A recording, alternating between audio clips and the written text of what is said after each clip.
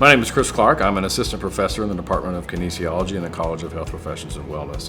I'm the Masters of Athletic Training Program Director, and I'm an initial member of the core Interprofessional Education team that was vital in planning this active shooter educational experience. It started at Pete Matthews Coliseum. We wanted to make this as real as possible. And that is the beauty of all the different people who are working in this collaboration. We started at Pete Matthews in a real volleyball game with obviously the JSU volleyball players, the coaches, we had referees, we had officials and staff there that made it as real as possible. And that's one of the true benefits of IPE is making everything as real as we can. From there, when the active shooter began, various groups participated to allow people to have real life experiences, whether that's the theater students acting as patients who are part of the fans that are watching the game, or it was the athletic training students that got to help and respond to the medical situation. And then once everything was managed through UPD and the community services that we had at Pete Matthews, we were able to transfer over to the hospital. And the hospital was like an emergency department setting where nursing and social work were there. And they were able to treat and manage the patients. So that really enhanced our activity, made it more real life, made the students see how valuable everybody involved was to help with the overall outcome. So this gives the disciplines a chance to work together and learn what are the roles and responsibilities of each discipline, so that when a crisis situation comes up like this, they automatically know what is my duty, what are my roles and responsibilities, and how can I help the other profession. So I really think this was a great opportunity not only for the students to get to know the other disciplines, but also for the community responders to know here's what Jack State can do, here's what we can do, and here's what the students can do. I was an athletic trainer at the simulated volleyball match when the shooter came into the match and caused a disturbance. So the shooter was the main threat during the simulation, but once law enforcement had him detained and had that situation taken care of, there were a lot more injuries and problems going on with all the spectators in the crowd as everyone was trying to get out. Like I said, there were people that were falling, that had twisted their ankle, that were bleeding.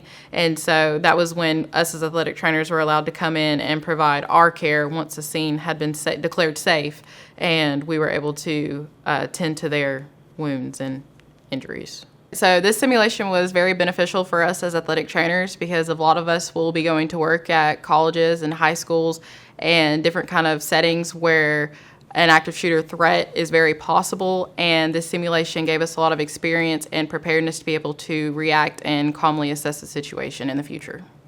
My name is Justin Minton.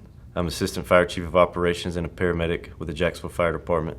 My crew and I just participated in an active shooter simulation exercise at Jack State. The biggest priority was we wanted it to be as realistic as possible for the responders, for the firefighters, the paramedics, the police officers. We wanted it to be as real as possible, as also being safe.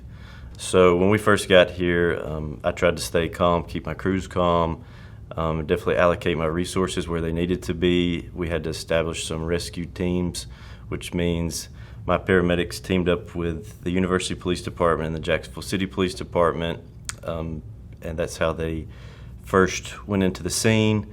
So the first few minutes were chaotic, but we worked through the situation and it flowed very fluently, in my opinion. So when you go through these simulations, it helps you kind of work out the kinks when you get there, because there's so much going on and there is chaos. So you have to learn who's going to be incident command. You have to get on the same radio channel. You all are just working together. And then even when we were going through the exercise, we actually had a medic assigned to each group of the officers and following us around. So working hand in hand together really helps prepare you for these situations that come in the future, because you're training together and you're learning that person's skills and what they would be doing, and then they're learning our skills and what we would be doing. So it kind of helps you know for when something does happen, heaven forbid, that we're able to work together pretty smoothly. It was interesting for me because I'd never done anything like it before.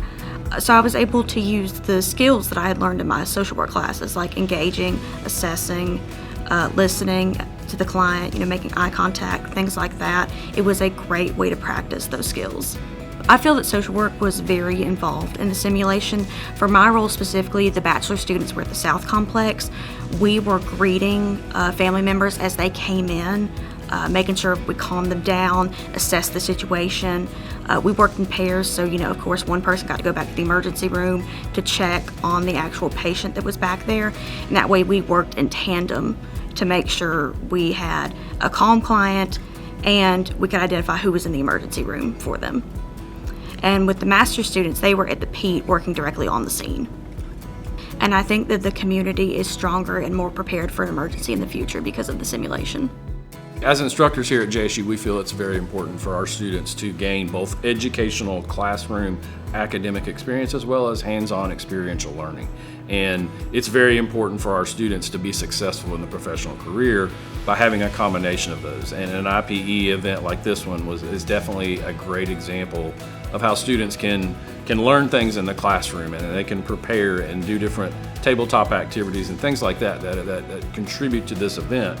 But with the actual going through the event and hands-on doing it, really increases their outcomes and it increases their marketability as they go out into the real world. And another thing I think is really important, not only does it increase their marketability, but it increases their confidence and it increases their knowledge of how to handle situations and how to work with other people to best manage situations, which is something I think that sets apart our students.